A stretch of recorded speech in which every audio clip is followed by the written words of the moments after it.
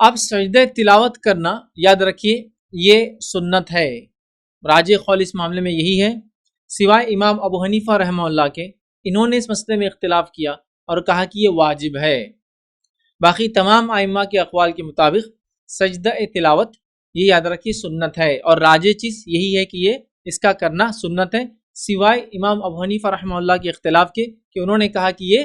واجب ہے، باقی تمام نے سنت ہے یہی کہا۔ یاد رکھیے جن جن لوگوں نے اس کو سنت کہا ان میں کون کون شامل ہے؟ امام شافعی رحمہ اللہ انہوں نے کہا یہ سنت ہے، ٹھیک ہے، امام مالک رحمہ اللہ انہوں نے کہا یہ سنت ہے، امام احمد بن حنبل رحمہ اللہ انہوں نے کہا کہ بہرحال یہ جو ہے سنت ہے۔ اسی طرح دیگر لوگوں میں اگر ہم لیں تو ان کے اندر امام اوزاعی رحمہ اللہ انہوں نے کہا کہ سنت ہے، امام بخاری رحمہ اللہ انہوں نے کہا کہ یہ جو سنت ہے، امام ابن حجر العسقلانی رحمہ اللہ انہوں نے کہا کہ سنت ہے، امام نووی کا قول یہ ہے کہ یہ سنت ہے، امام شوکانی کا قول ہے کہ یہ سنت ہے۔ یاد رکھیں تو گویا امام ابو حنیفہ رحمہ اللہ کے علاوہ تمام نے اس کا کرنا سنت کہا ہے، سوائے امام ابو حنیفہ کی انہوں نے اس کو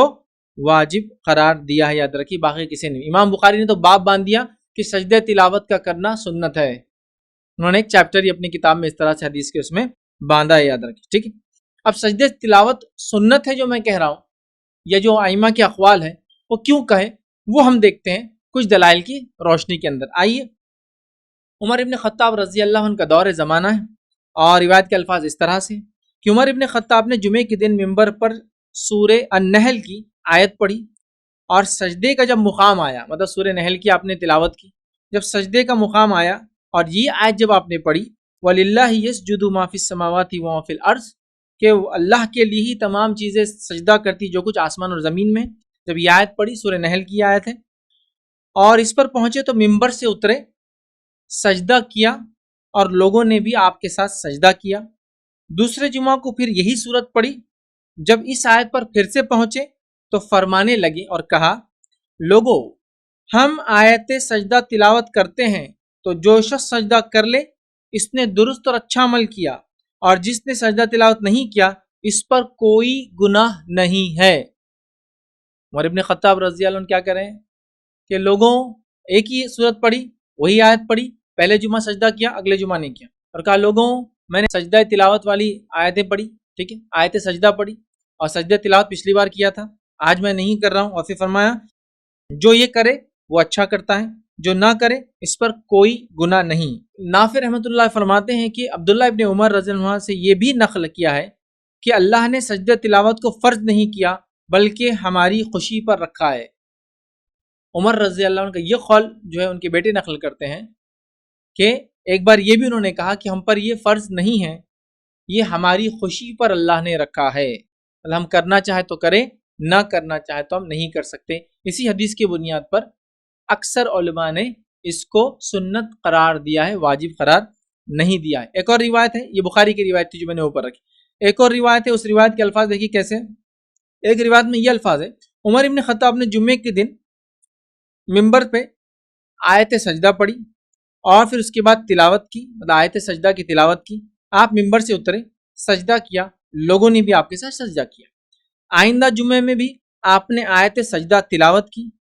لوگ سجدہ کرنے کے لیے تیار ہوئے تو آپ نے فرمایا اور کہا اللہ نے ہم پر سجدہ تلاوت فرض نہیں کیا، البتہ اگر ہم چاہیں تو کر لے۔ تو عمر ابن خطاب رضی اللہ عنہ کے مطابق، آپ کے مطابق یہ فرض نہیں ہے، واجب نہیں ہے بلکہ سنت ہے، اور یہ روایت موطا امام مالک کی تھی۔ تو گویا اس روایت سے پتہ چلا کہ عمر ابن خطاب نے ایسا نہیں کیا۔ مسجد نبوی میں بڑا مجمع جمع تھا اور اس مجمع میں سے کسی نے بھی تعجب کا اظہار نہیں کیا، اور ایک بھی صحابہ کا اس معاملے میں اختلاف نہیں پایا گیا کہ حضرت عمر سے کسی نے اختلاف کیا کہ عمر تم نے غلط بولا، ایسا نہیں ہے، یہ کرنا واجب ہے، یہ کرنا فرض۔ اسی دلائل کی بنیاد پر میں نے یہ کہا، اور ائمہ کے اقوال جو میں نے پڑھے کہ سجدہ تلاوت کا کرنا یاد رکھیے سنت ہے، واجب یا فرض نہیں ہے، اس بات کو آپ یاد رکھیں، ٹھیک ہے۔ لیکن یہ بات بھی میں آپ کو بیان کر دوں، ٹھیک ہے، اور اس تعلق سے یاد رکھیے امام ابن قدامہ رحمۃ اللہ علیہ المغنی ان کی ایک مشہور معروف فقہ کی کتاب ہے، وہ المغنی میں لکھتے ہیں اور کہتے ہیں کہ اس واقعے کی بنا پر سجدے کے واجب نہ ہونے پر استدلال کیا ہے اور لکھا ہے کہ اس پر صحابہ کا اجماع ہے، سجدہ تلاوت کے فرض نہ ہونے پر صحابہ کا اجماع ہے، جو ہے ابن قدامہ رحمۃ اللہ علیہ المغنی اپنی کتاب میں اس بات کو لکھتے ہیں، ٹھیک۔ لیکن یہ بات یاد رکھیے کہ اگر آیت سجدہ ہم پڑھتے ہیں اور سجدہ تلاوت ہم کرتے ہیں تو یہ افضل ہے، یہ افضل ہے، یہ بہتر ہے،